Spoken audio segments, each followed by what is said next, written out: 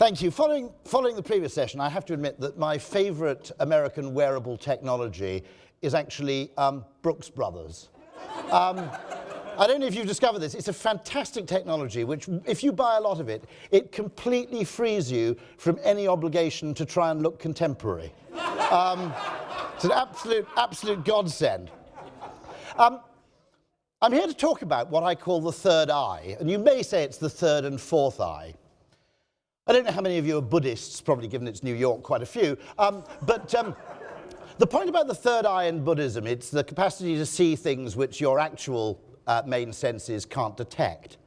And my contention here is that marketing is in dire need, for quite a few different reasons, is in dire need of a third eye. And the reason is, really, that if you look at how we see the world, I've subtitled this "What Happens When N Equals Millions." This is a theft from my friend Geoffrey Miller, who's a Darwinian psychologist. And he makes the point in his paper, N Equals Millions, that the mobile telephone in particular, but mobile devices in general, will cause an absolute revolution in social science research. Those of you who are social scientists will be familiar with that fact that social science papers tend to be headed with something like N equals 47 or N equals 206, which is the number of the people in the trial. Okay? And Geoffrey's point is that actually the extraordinary thing that mobile devices make possible is understanding of human behavior with an N of millions. And the operative word there is not only the millions, it's also behavior. Because my contention is that actually the job of marketing is really pretty easy if you want to define it simply. Whether you're in advertising or direct marketing or anything else, it's simply turning human understanding into business advantage. Or if you're working for a government or charity, it's social advantage. But the whole point is to understand people, how they act, how they think, and how they behave. And my contention is that particularly for the last 40 to 50 years, our only real tools for understanding human behavior have been a kind of broken pair of binoculars. Now, if you imagine what it's like being a weather forecaster, how unsuccessful weather forecasting would be if the only measures you could actually adopt in a climate model were, for example, temperature and humidity. You had no measure for air pressure whatsoever. Then your models would be pretty useless, I think it's fair to say. I would argue that marketing, and I think it's actually gone backwards, weirdly, between the late 50s, the early episodes of Mad Men, and perhaps 10 years ago, that marketing is hideously over-reliant on two sources of information about people. One of them is conventional, literal market research. Now, what I'm not saying is that this is always wrong. I think if you ask someone, why don't you like that restaurant? Because every time I go there, the chef attacks me with a knife. I think it's fair to say that the information provided there has some bearing on their behavior. But there are enormous areas where actually the reasons which people attach to their behavior are what's called confabulations.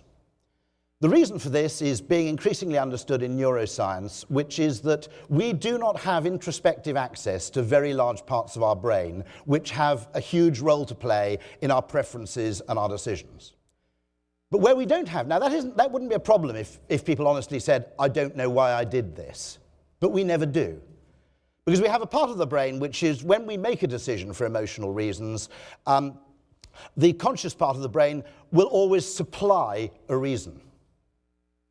Jonathan Haidt, the author of a book called The Righteous Mind, who I'm meeting for lunch tomorrow, he said, name-dropping hideously. But Jonathan Haidt actually has this wonderful analogy. He says, our consciousness thinks it's the Oval Office, when in reality it's mostly the press office. That we like to think that our conscious reasoning mind is actually making deliberative decisions all the time based on reason. Most of the time, what it's doing is actually hastily constructing a post-rationalization for a decision that was taken elsewhere for reasons we don't fully understand. So very much like a press office, in other words. The second thing we are hideously over-reliant on, again without really realizing it, is neoclassical microeconomic theory. Now, we probably don't know the extent to which it influences our decisions, but most people who've been to business school have done Economics 101, and they're taught a certain amount of economic theory, which they take to be gospel. And it's Actually, and as I go on in this talk, I will explain to you in a few ways that there is quite a lot that is badly wrong with simple economics. There's a particular reason, by the way, why marketers should be extraordinarily hostile to neoclassical microeconomic theory. One of them is, of course, for the reasons that P.J. O'Rourke advanced, which is he said economics divides into two disciplines. There's microeconomics and macroeconomics. Microeconomics concerns things that economists are specifically wrong about, whereas macroeconomics deals with things that they're wrong about in general. The other reason which you ought to be very, very alert to whenever you have a discussion with someone in finance, if you're a marketer, is the simple fact that in order to achieve a spurious mathematical neatness for their models, economists assume a world which is composed of individual, rational, utility-maximizing actors engaged in a series of anonymous transactions in an atmosphere of perfect information and complete trust. Now, whoa, just wait a second there, because once you assume a world where you have perfect information and perfect trust, and for many economists that is a kind of fantasy world, a normative world of perfect efficiency, you have a world where there is no need for marketing whatsoever. Now, fortunately for marketers, that situation actually exists in the real world somewhere between very, very rarely and never, and quite a lot closer to never. But the problem of this actually comes down to what you might call unknown unknowns. We have information from market research, from asking people things. We have assumptions from neoclassical microeconomic theory about how people think, decide, and act. We often use these things without really being aware of using them and without asking harder questions. What happens when they're both wrong? Now, I would argue there are huge areas of human behavior where both of these are either faintly misleading or downright wrong. The problem is we don't know what those areas are. And in those cases, we are effectively flying blind. We have no useful information whatsoever. My contention is we now have two, if you like, extra lenses, highly complementary lenses to add. One of them is behavioral data, which will not be perfect, but at least is behavioral, in that behavior is more likely to tell the truth about behavior than people's own verbalizations are. The second thing is the advances in behavioral economics and behavioral science that have happened over the last 10 to 20 years. And it's good news in several ways. First of all, it has always mystified me. Ever since I joined Ogilvy 25 years ago, I've always expected to one day stumble in through a locked door in part of the office and discover 4 or 5 men in white coats experimenting by injecting electrodes into the heads of rats. Now, perhaps to my disappointment, I have never yet found that room. But it has mystified me how small the connections are between academic psychology and behavioral science and both the advertising and marketing fraternities. And what's even stranger still is the connection seems to have weakened. If you look at the early episodes of Mad Men, you would occasionally get a strange person with a possibly genuine Viennese accent floating around in the agency who was, for example, Ernst Dichter, the head of motivational research, for example. Another very interesting Ukrainian person called Louis Cheskin. Now, the interesting thing is that the reason these people actually seemed to disappear from advertising was not actually because they were ineffective. It was the opposite reason. They were actually worryingly effective. And it created a whole bout of books like The Hidden Persuaders. If you think about the time, there were films like The Manchurian Candidate. There was widespread paranoia about brainwashing and manipulation. So the agency business effectively was desperate to turn its back on these people, even though they were extraordinarily useful. If you talk to a present-day behavioral economist, for example, Richard Thaler, and you mention the advertising line for De Beers, how else can a month's salary last a lifetime, for engagement rings, they will say that's an extraordinary piece of anchoring, a very, very clever piece of framing. In other words, you need to frame what men should spend on an engagement ring. You can't make it a dollar amount, because that would be ridiculously high for some people and ridiculously low for others. So you create this norm around spending a month's salary on the diamond engagement ring. I think most men interpret it to mean a month's salary after tax, to be absolutely honest. But nonetheless, it had its effect.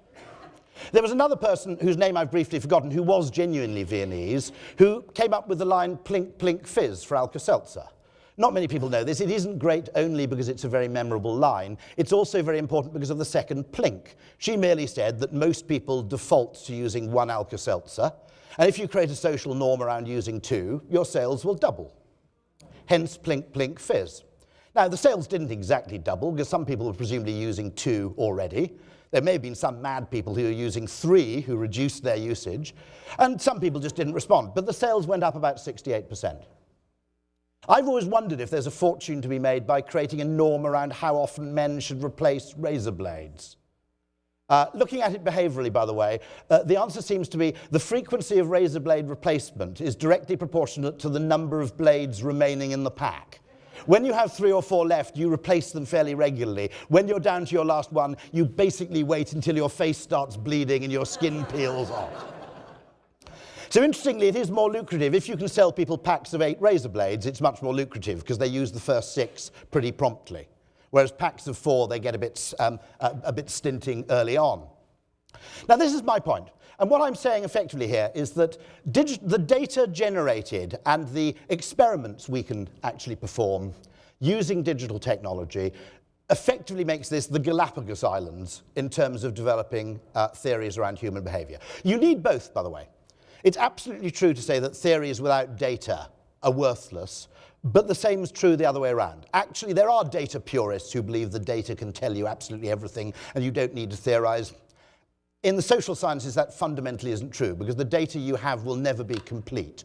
There will always be certain aspects of human emotion which aren't numerically expressible and for which there isn't an SI unit.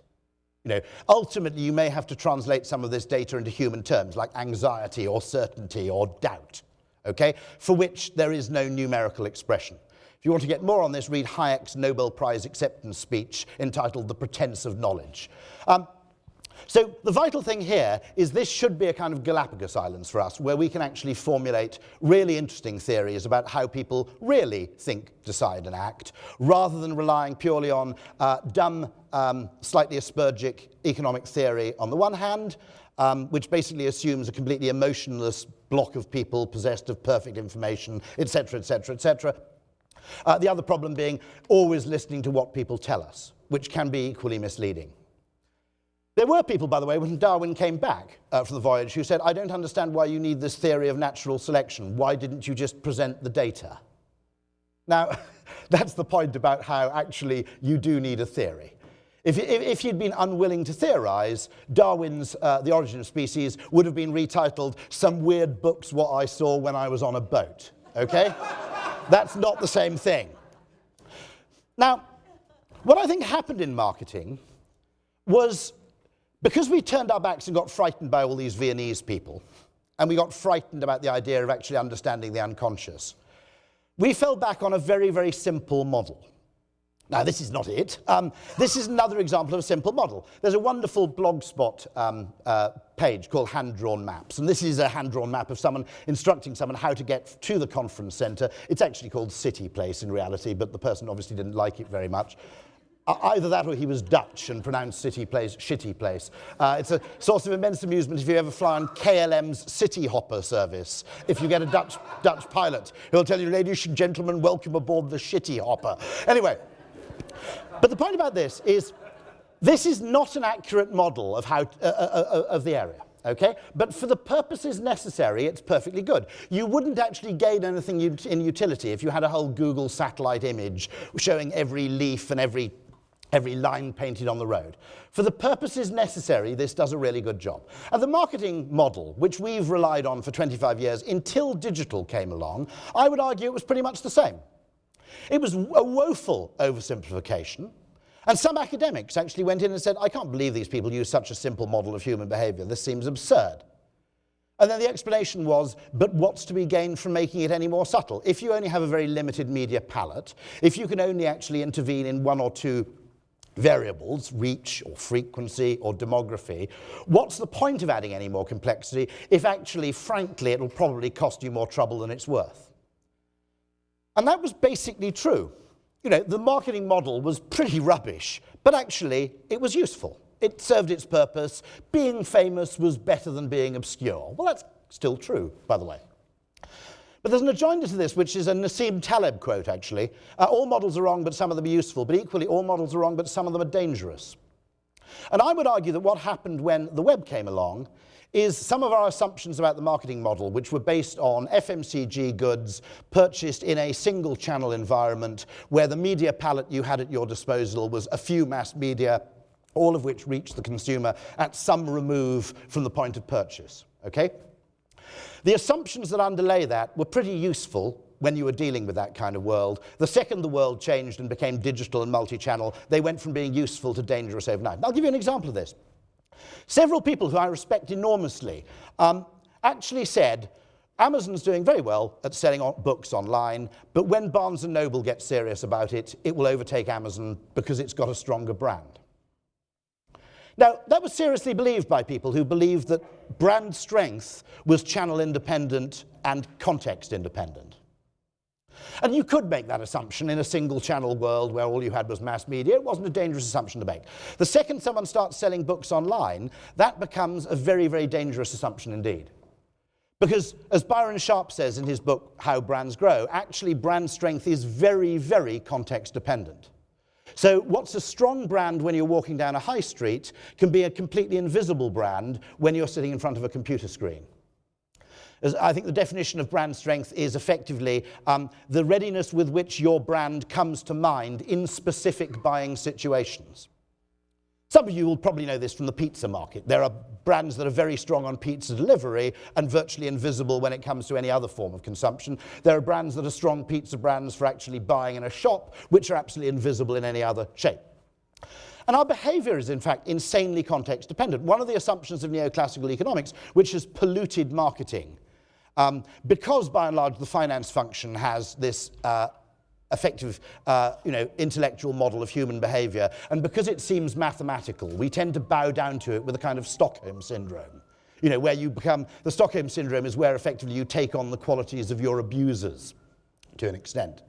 And so I think what actually happens there is that there are assumptions there that, our preferences are constant. We have constant transitive preferences. If anybody's done economics, you'll be familiar with this. Actually, our preferences aren't remotely constant. I'll give you a really trivial example. Lufthansa repeatedly asked the question, why is it that in every shop everywhere in the world, orange juice outsells tomato juice 10 to 1? And that seems to persist as a preference until you get within about a mile of an airport or an airliner, when suddenly tomato juice becomes more popular. Now, there are various reasons for this. We don't know what they are. We also have a client, Toblerone, which also seems to have a mysterious connection to airports. I don't know what this is about. What it is, oh heck, I'm just about to be projected through the air at 700 miles an hour in a pressurized metal tube. Clearly this is a journey I cannot undertake without a triangular chocolate bar. Don't ask me, I have no clue at all, right? But tomato juice seems to be the same thing. It may be just choice architecture. One theory of a friend of mine is it's the subconscious fear of diarrhea puts us off orange juice and apple juice. But the fact is, we don't know. Just as we don't know why popcorn, which is extraordinarily tedious food, becomes incredibly valuable when we're within 100 yards of a cinema. So the idea that our preferences and our brand preferences sit in our heads constantly and are unaffected by the context or the frame of reference or the choice or the situation in which we find ourselves in is just an example of some models are wrong. All models are wrong, but some of them are dangerous. And that's a really, really dangerous assumption. You can be very, very quickly depositioned if someone comes up with just a new way of delivering the service you delivered. Uber would be an interesting case, which I will touch on a little later. The other thing we tended to assume was that somehow the scale of the effect of any intervention was proportionate to the degree of the effect. This is from a blog post. We assume it's about Amazon, but we're not sure. It's called the $300 million button. And this is how changing a single button on the checkout page of an e-tailer in the United States and changing one word and adding one line of copy underneath increased sales by $300 million that year and for all following years pro rata. One of the most important things, the logo of Ogilvy Change, which is the bit of Ogilvy in London which deals with behavioural science, that's a butterfly. And one of the reasons is we look for butterfly effects. One of our slogans is dare to be trivial. We say there is no reasonable assumption that you have to do big expensive things to obtain big effects. But that assumption also underlies conventional economic thinking and quite a lot of conventional marketing thinking. because it fails to understand that there are subconscious effects that we genuinely ourselves don't have introspective access to. What the change in the button was, read the whole blog post, is originally in order to buy, if you could either sign in or register if you're a new customer. They added a third button which was continue, which lets you check out and place your order without registering first. That was the thing that increased the sales by 300 million. What was strange about that is 90% of the people, after they'd gone through that thing, were perfectly happy to leave their details. There was nothing particularly irksome about the business of leaving their details. Something deep in the human id, or deep in our lizard brain, felt violated by the idea of supplying personal data before the retailer had agreed to supply our order. It was a sort of hostage exchange instinct which we'd felt had been cheated. And that's the kind of fascinating thing, where tiny things which research won't tell you and neoclassical economics won't tell you can have huge effects. So the opportunity for massive increase in effectiveness in marketing, if we could just get better at understanding some of these instinctive things, is really exciting. Another one, by the way, is that I mentioned there seems to be a lot of... When I was a young direct marketing copywriter, the old school always said start with the coupon and work outwards.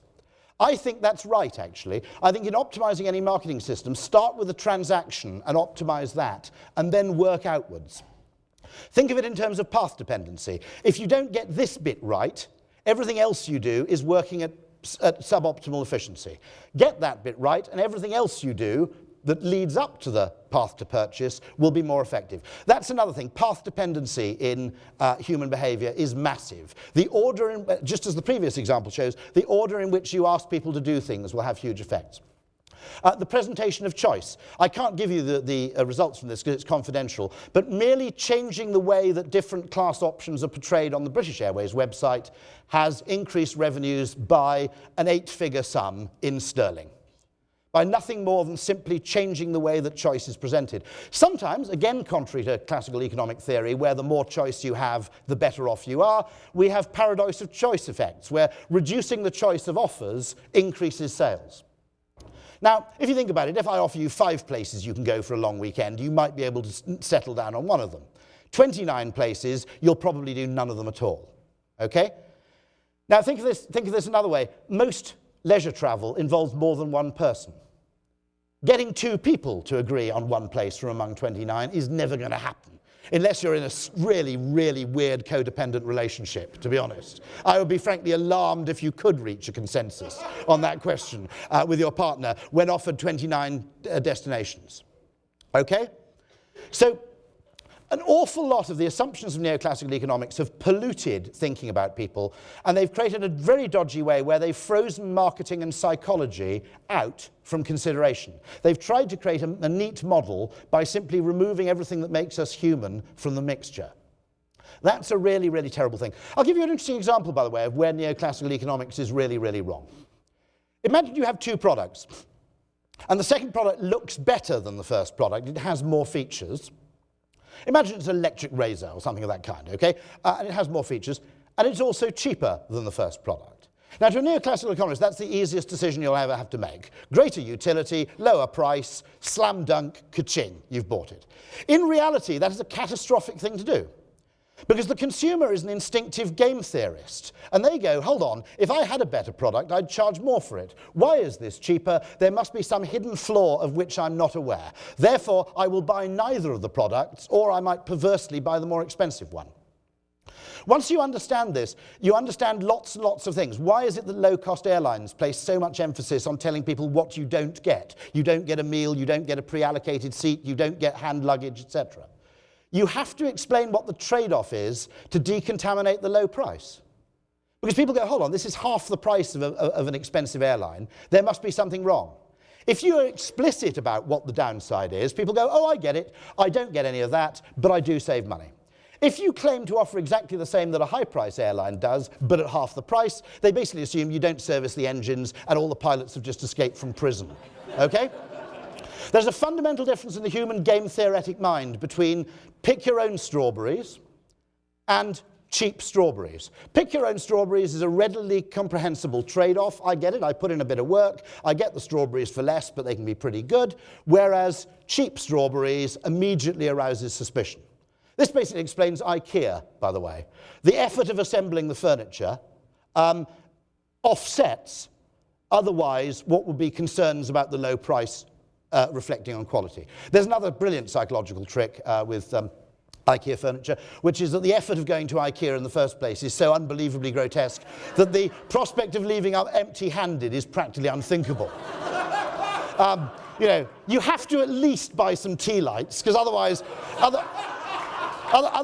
it's effectively the retail equivalent of coitus interruptus, okay? Now, I think this is really, really important. Let me explain why. Because this fantastic Galapagos Islands ecosystem we enjoy through digital technology can actually teach us lots of things about human nature which will help us design for the real world. Take this one. That's a loading bar. If you click on a link and one of these crops up and it moves, however glacially across the screen, you'll happily wait 4 or 5 minutes for the next page to load. If you click on a link and nothing happens, you give up within about 4 seconds. Now, my contention is there is something deep within the human brain about when to continue, when to stop, which we need to understand better. So here's my proposal for the design of antibiotics. Don't give people 24 white pills, give them 18 white pills and 6 blue ones, and tell them when you finish the white pills, take the blue ones. You don't want people to finish antibiotics early because it's the risk of resistant strains of bacteria actually evolving. If you put a milestone in a path of action, it is more likely that people will complete the path of action.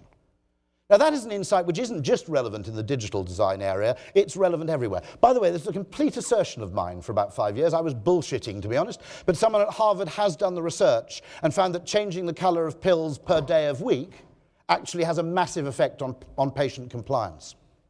So my contention is, if you can understand all of these, psychology, technology, and economics, and you do something which hits the sweet spot of all three, that's when you're really onto something interesting. Herbert Simon, a man at Carnegie Mellon University, who's the kind of modern founding father of behavioral science.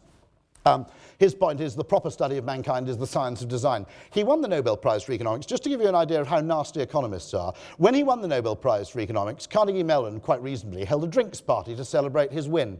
And lots of people from all over the university turned up. No one from the economics faculty turned up for the drinks because they were so horrified that a behavioral scientist had actually won a Nobel Prize for Economics. Wankers.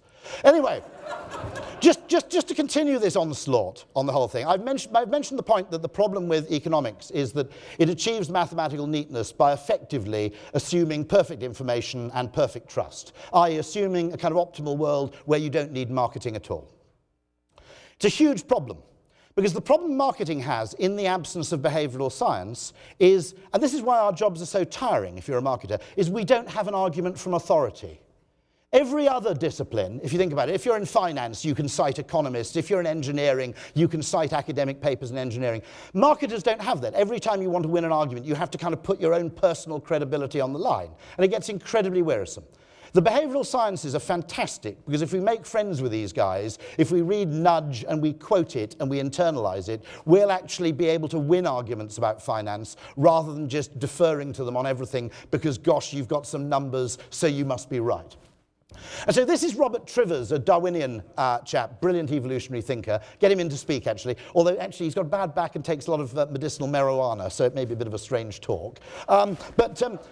His point is, look, this is how science should work. Physics sits on maths, chemistry sits on physics, biology sits on chemistry, psychology sits on biology, and economics should sit on psychology. And if you're an Austrian school economist, that's what you believe. The Austrian school, any Austrian von Mises nuts or Schumpeter nuts here? Anyway, none? No, or probably reading something elsewhere. They basically believe this. They believe that economics should be considered subordinate to psychology. They are, unsurprisingly, very, very marketing friendly. Ludwig von Mises says there is no sensible distinction to be made between the value created in a restaurant by the man who cooks the food and the man who sweeps the floor. One of them creates the food, okay? The other one creates the environment in which it's possible to enjoy the food, the mental frame in which the food can be enjoyed. So to make a distinction between these two is a completely false distinction. I think it's Kotler, who's also an Austrian, who also made the point that actually, to an Austrian, there's no distinction between innovation and marketing. They're two sides of the same coin. In one school, you find out what people want and work out a way to make it. In the other direction, you find out what you can make and work out a way to make people want it. And if you believe that value is subjective, then there is no useful distinction to be made between those two approaches. But this is the con that economics pulls, okay? In order to develop mathematical models and to pretend that it's just as neat as Newtonian physics, it basically pretends that economics sits somewhere over there. And it's a wicked con. This is Haidt's point. I mentioned the thing about the press office and the Oval Office. Haidt's point about the brain is, in any case, that actually it's like a rider on an elephant. The elephant is our unconscious, system one, as Daniel Kahneman would call it. The conscious brain, the press officer brain, is the rider, system two in Kahneman's talk. His point is that actually the rider can train the elephant, occasionally direct its attention, nudge it a bit, possibly discourage it, but ultimately you can't get the elephant to do anything it does not want to do. The other problem is that the rider is a bit of a bullshitter, in that it often spends its time, whenever the elephant turns left, constructing backstories as to, well, that's exactly what I wanted to do in the first place. That to a great extent, our rational attitudes are a product of our unconscious behaviour. Political incorrectness about to start. Paul Dolan at the London School of Economics has the phrase, when a man says my wife doesn't understand me, it doesn't mean he's planning an affair, it means he's already had one. Okay? The reason for this is that we like to think we have a kind of McKinsey model of brain, which goes, well, obviously you should evaluate your spouse on a balanced scorecard on a quarterly basis. And if you find her, exhibiting declining levels of empathy or affection, then you should outsource sexual and romantic services to a range of competing providers, okay? What actually happens in reality is people end up snogging someone at a party they don't even like very much. And in a desperate attempt to feel good about themselves, they construct an entirely bogus case against their spouse. So to a great extent, our attitudes are often contrived as an ego defense mechanism to explain our behaviors in terms that are comfortable to us. Trivers has written a brilliant book on deceit and effectively the idea that human self-deception has evolved as a necessary capacity to keep us sane and happy.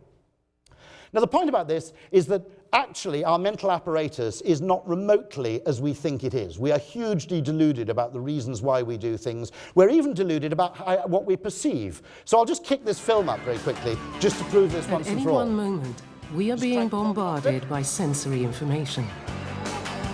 Our brains do a remarkable job of making sense of it all. It seems easy enough to separate the sounds we hear from the sights we see. But there is one illusion that reveals this isn't always the case. Ba, ba, ba.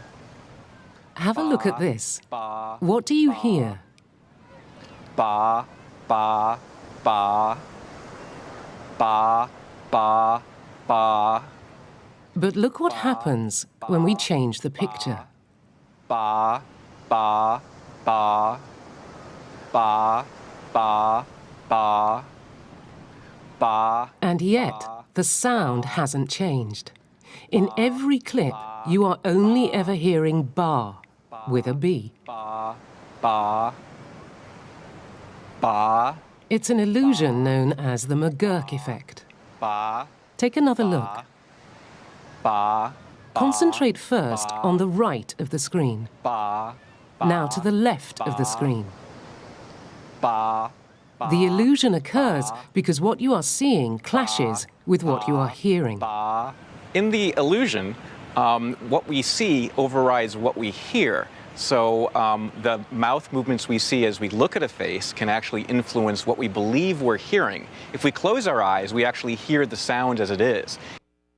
So this is Robert Trivers again. The conventional view that natural selection gave us eyes that are like light meters and ears that are like recording equipment is fundamentally wrong. We've evolved sensory apparatus, first of all, to make the best of limited cognitive resources. So there's a massive amount of data compression that goes on. In this case, to use the language of IT, that's error correction. There's a disconnect between what comes from the eye and what comes from the ear. The unconscious brain, beneath our control or introspection, just goes, well, it's more likely I've misheard than I've misseen, so I'll override what I've heard with what I've seen. Our senses take in about 11 megabits per second of data. The conscious brain can process about 20 or 30, maybe 40 bits per second. Now, we're not as extreme as some fish. Some fish, everything in their field of view that isn't moving is black. They just go, I've got to save on fishy cognitive resources. If it's not moving, I can't eat it and it's not going to attack me, so I'll just pretend it isn't there at all. So they don't see anything that isn't moving. But we have a perceptual mechanism which is massively different from an objective perception of reality. Why does that matter? Because everybody with a kind of economics background is always trying to improve the product through improving some objective measure of the product on the assumption that that translates into perception. In many cases, you can have huge changes in objective reality that have no perceptual effect, and indeed vice versa. Just to give you, this applies to brightness as well. If you look at the square mark day and the square mark B, you'll all agree the square mark day is a much darker square. If, however, I change the context, what you'll actually see is that they're actually the same shade of grey. Now, to a light meter, they always were the same shade of grey. Okay? And it's not one of those illusions where you go, silly me, now I see it. Actually, if I go back to the original, it's impossible for you to see it other than a dark square and a light square. Huge aspects of our perception, there's a massive amount of data compression that goes on. In other words, we think we can separate what we hear and what we see. In fact, there's a massive amount of kind of leakiness between the two. To the extent where wine that is poured from a heavy bottle tastes better. Analgesics, this is not reported taste, it's actually measured taste. Analgesics that are branded are more effective at reducing pain. It's also more effective if you reduce pain by telling people that the painkillers are expensive. That makes them more effective. We effectively fuse all manner of things together without being aware of this fusion. One of the most important things you can make when you design a new pill is not the chemicals that go in it, it's the colour of the thing, and whether you tell people to take one big pill once a day or 3 little ones 3 times a day. The way in which you deliver it has a huge effect. So this is because our perception, everything we perceive, has to be, in a sense, compressed down into a narrative which we can make use of in evolutionary terms. Now, I'll skip that. We also have a section of our brain which is entirely deals with facial expression, facial recognition, and the detection of emotion from things that look like faces. And we can't completely turn this off. So when this architect in St. Petersburg, Florida, thought, I know, I'll add 2 lovely roundel windows to the church tower, and it'll be known as the beautiful church with the roundel windows, he completely forgot the mental phenomenon called pareidolia, which is that we can't help seeing faces in face-like things. So did it become known as the beautiful church with the roundel windows? Did it? Heck, it became known as the chicken church. The most extreme case of pareidolia, the best one I've ever seen, is the following, known as confused washing machine. But in loads and loads of areas of our perception, okay, now that relative perception to do with brightness also applies to things like price. Anybody here got an espresso machine? Right? The secret of the Nespresso machine is it's insanely, derangedly expensive. I got one myself, so I'm not blaming you, okay? I love the thing. Now, if you had to buy that coffee in a jar like Nescafe, it would be or what do you have here, Maxwell House or Folgers. There we go. Yeah, bit of cultural, translation there. So if you had to buy like Folgers or Maxwell House in a jar, then per equivalent unit of caffeine, it'd be like paying about $75, $80 for a jar. Okay? And you look at that and go, but the Folgers is $4 or $5, that's completely insane. But when you use your little Nespresso pod, you don't know what a single cup of Folgers costs. You don't know what a single cup of ground coffee costs. So your only frame of reference is Starbucks, where it would have cost $3. So you put your little 35-cent pod in your machine, you go, 35 cents. That would have cost me $3 at Starbucks. This machine's practically making me money. That's because all our perception is actually relative. So there's only one exception, people with perfect pitch. There's nobody in the room with perfect temperature, 68 degrees Fahrenheit. Okay, most of our perception has evolved to be much more sensitive to contrast than to absolute values, because it's in our evolutionary interests to detect contrast, not to pay a lot of attention to things that aren't changing. So we're disproportionately affected by contrasting values, for example. So a wonderful thing, I was telling this story, and a guy came to me from a Portuguese insurance company, and he said, we got barrages of complaints. Our call center was bombarded with people saying, my claim check is taking too long to arrive. So they're going to spend a few €100,000 speeding up the whole claims procedure, reducing cash flow, blah-de-blah. And this guy is a very shrewd amateur behavioral scientist. He said, how long does it take to send a claim check at the moment? They said 8 days. He said, there's no such thing in the human brain as fast or slow. There's faster than you expected and slower than you expected. Keep sending them out after 8 days, but every time you agree to pay a claim, just tell people to expect their check in 14 days. Every single complaint call ended, to be replaced with a small trickle of calls from nice Portuguese people ringing up to thank them for sending out the check so quickly. This is the point that actually changing the reality may be a really, really expensive alternative to improving the perception. You know, sometimes the best thing you can do in a restaurant is sweep the floor, not improve the food. Stories, just to put this in, are a really important form of data compression. They enable us to actually absorb useful information that is reusable in similar situations in a form that is just really easy to store.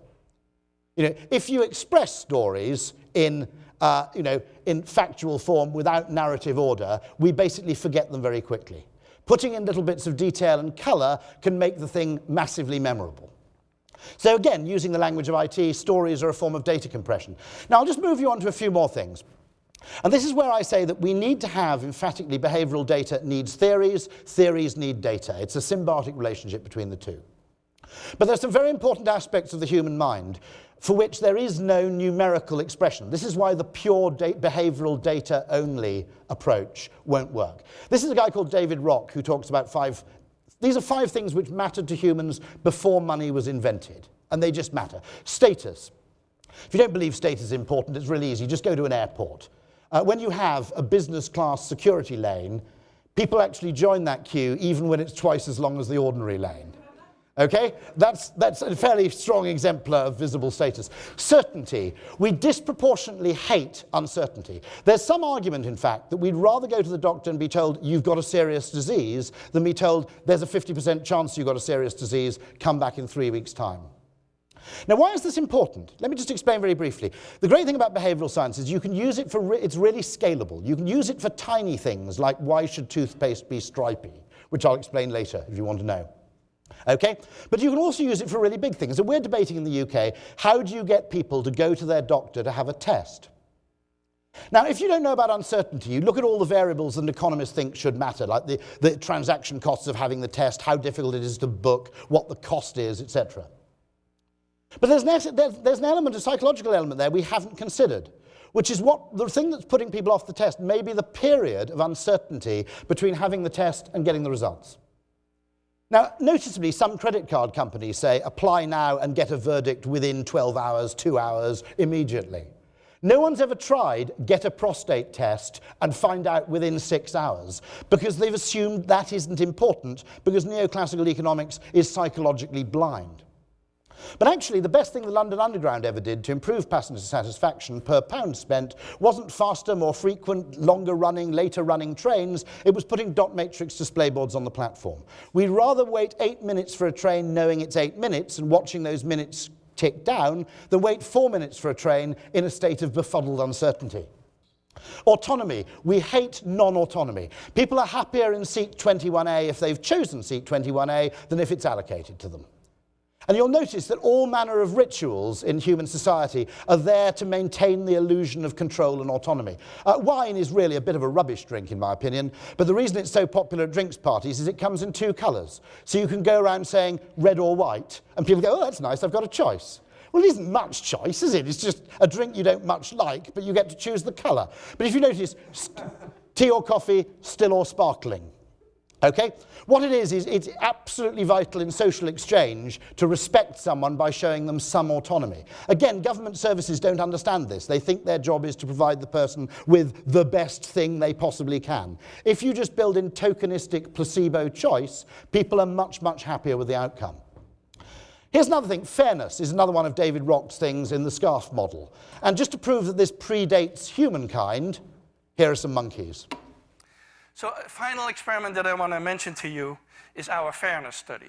And so this became a very famous study, and there's now many more, because after we did this about 10 years ago, it became very well known.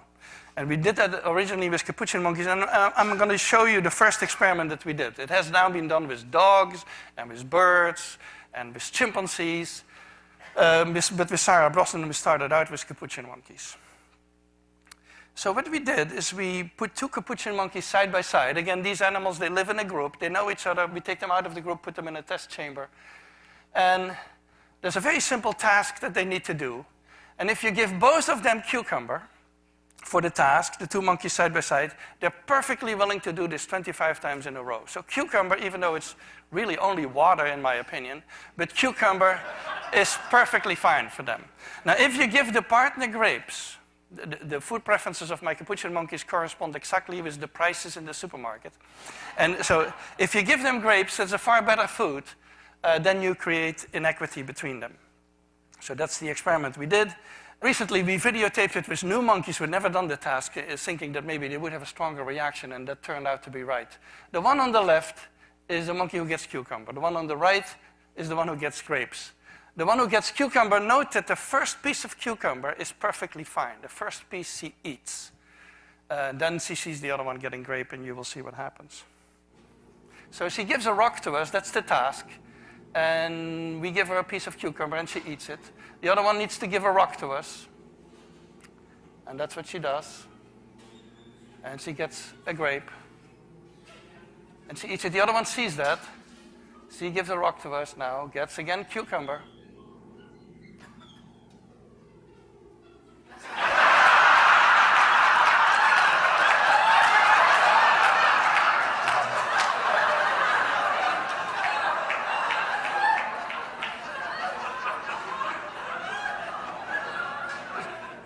She tests the rock now against the wall. She needs to give it to us. And she gets cucumber again.